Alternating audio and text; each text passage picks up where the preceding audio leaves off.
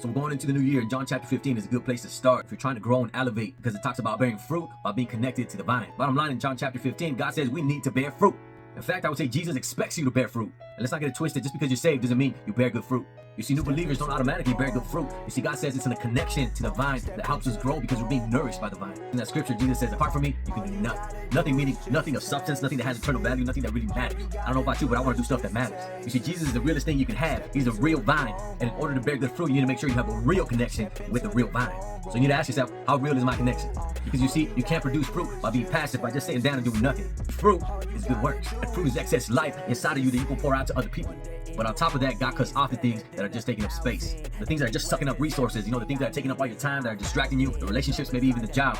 And when God prunes those things off, then your source of the connection to the vine becomes stronger. It's so good because God may cut off the things that hurt, but at the same time, He's cutting off the things that are keeping you from your calling. So remember, you're called to bear much fruit, so you got to be connected to the vine, and at the same time, you got to allow God to prune some things off. So the challenge is going into 2025, ask yourself, am I allowing God to prune off the things that are holding me back, that are keeping me from my calling, or allowing me to grow? God bless you, fam.